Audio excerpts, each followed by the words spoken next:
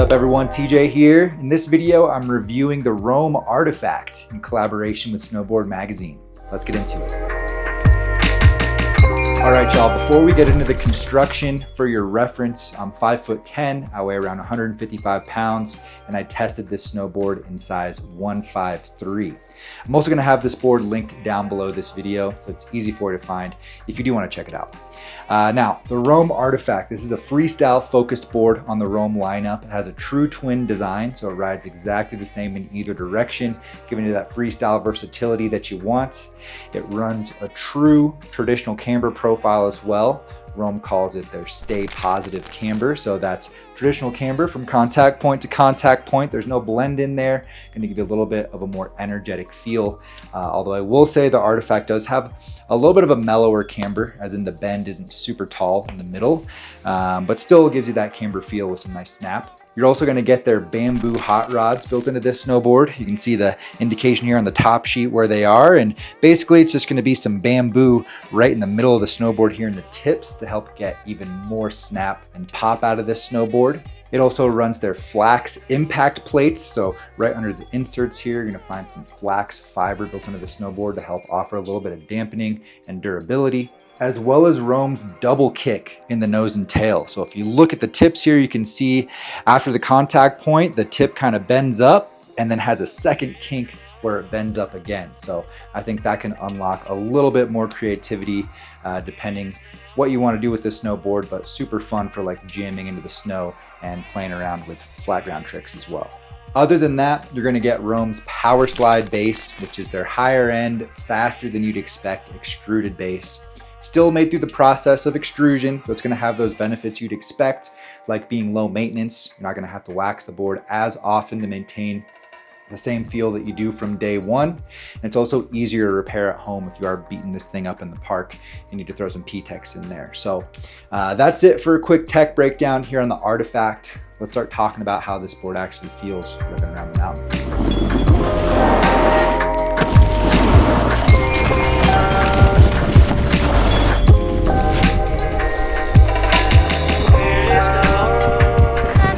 Jump into the review talking about the overall flex and feel you're going to find in the Roam Artifact here. So this is more of a jib specific kind of snowboard. It's a lot of fun on rails and does have a more playful feel overall, both lengthwise and torsionally. So this is a board that is easy to control and going to be approachable for experienced riders and beginners alike. This is a board that really anybody can get behind if you're looking for this kind of feel.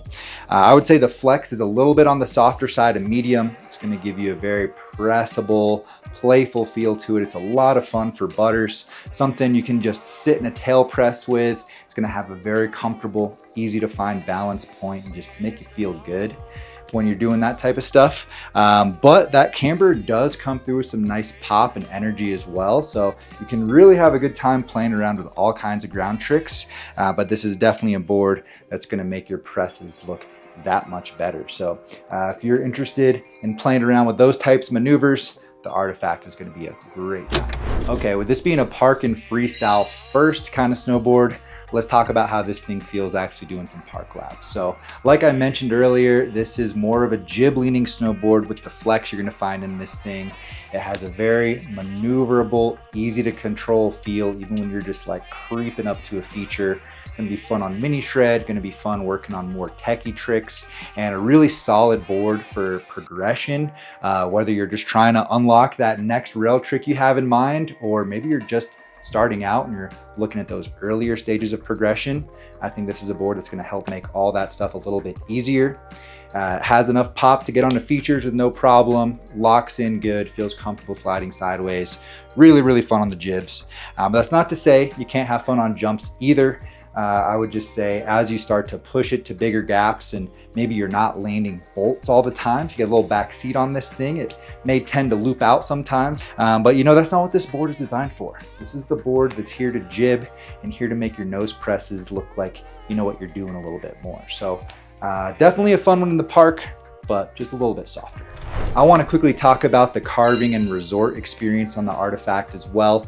So 2 specs I want to throw out here with the Artifact 153 are the waist width, which comes in at 25.5 centimeters at this size.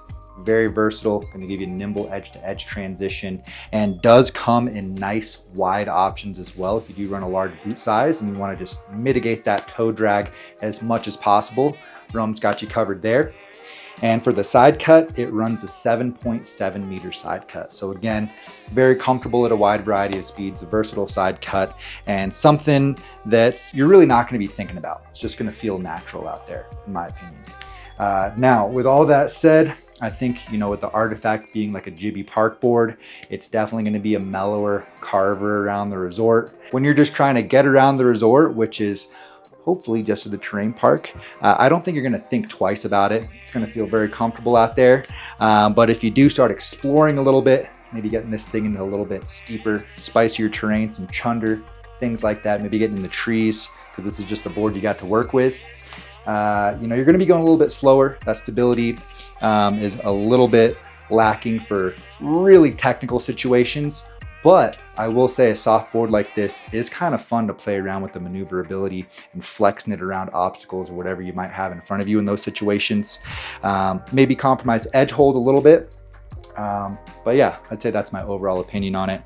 Mellower cruiser, something that's going to feel comfortable and natural, but definitely not a board you're going to be going Mach speed on. Overall, the Artifact is going to be a solid choice for my park rats out there. For those of you that enjoy spending time in the terrain park, you're stoked on progression, you want to learn new tricks, you enjoy jibbing and want a board that's going to do what you want it to do, make your tricks look good without making you fight for it too much. And something that can take a beating. This is a board you could even take out into some urban settings, and it's going to hold up pretty well if that's something that you're into. So if that's in your wheelhouse, that's the type of riding that you like to do, definitely don't pass up the Rome Artifact. Go check it out. It's linked down below this video, as well as a link to the latest issue of Snowboard Magazine. So please go check both of those things out. I appreciate you guys. Drop a like if you got some value. Subscribe to the channel if you're new here, and we'll see you in a new review next time.